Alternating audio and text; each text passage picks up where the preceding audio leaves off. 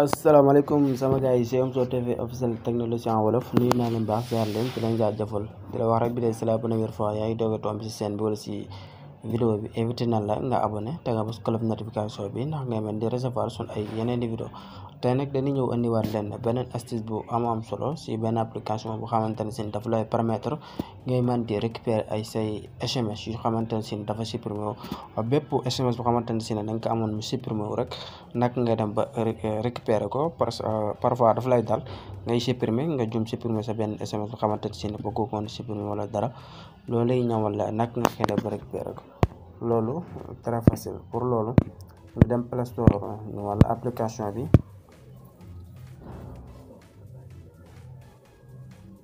suñ duggee suñ Play Store nii day ñëw ni ci barre de recherche bi bu ñëwee ci rek barre de recherche bi lan lay def restaurer SMS lii ngay bind quoi restaurer SMS ñu cliquer ci kawam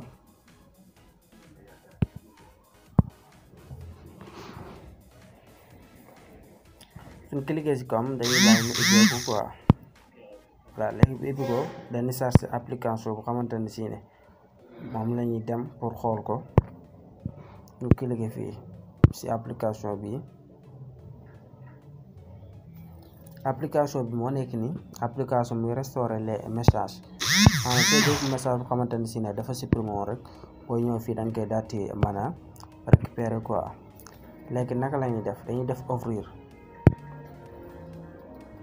application bu neex la macha allah da nga si mën a récupérer sa bépp SMS bu xamante ne si na dafa supprimé wu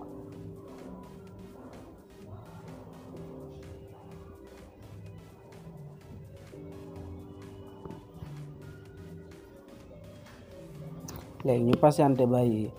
moom moo ibbeeku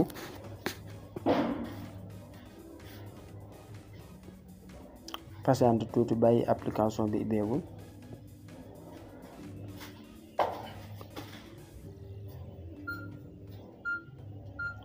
voilà boobu si kon na foofu application bi nii la ibbi ko quoi nga cliquer fii boo cliquer fii automatiquement bépp message bu xamante ne si ne da nga ko supprimer woon boo xoolee yii nii message yi yuñ supprimer woon la quoi automatiquement boo si supprimer rek day daati ñëwaat fii nii da nga koy daati mën a récupérer waat boo si bëgg a récupérer waat rek da ngay ñëw bu la neexee mën nga copier bu la neexee tamit nga cliquer fii si kaw nga def ok automatiquement léegi ñu bàyyi ko fii ci kaw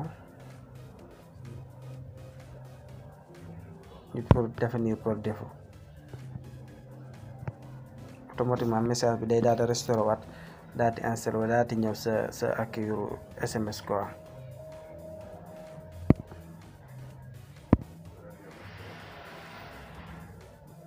message bi boo xoolee 18 from génnaat yëpp boo si xool rek dañ ko supprimer woon mais automatiquement message kat nii quoi bépp message bu xamante ne si ne rek moom loolu la envoyé woon boo ñëwee fii da nga ko fi daal di mën a fekkaat mu message vérifié yooyu yëpp fekk ne dañ la si envoyé woon benn mu supprimer wala dara soo ñëwaatee fii da nga ko fi mën a su fekkee ne da ngaa bëgg a restauré waat message yëpp nag fii rek ngay cliquer si kaw nii mais loolu day xaw a bëri benn rek nga bëgg a restauré bu la neexee mën nga ko copier nii nga copier message bi bu la neexee mën nga ko restauré waat foofu tamit automatiquement message bi day daati ñëwaat soo demee sa kii message boîte message da nga ko fay daati fekkaat ñu génn ni supposons ñu dem suñ boîte message ni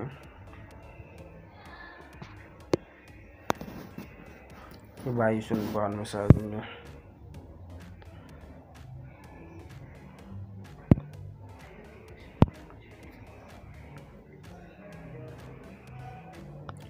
automatiquement message moo nekk nii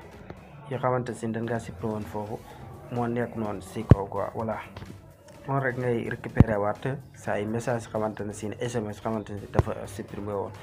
voilà j'espère que na gars yi astuce bi leer na dina wax rek bi dee c'est la première fois rek yaa ngi doog a tomb si seen boole si vidéo bi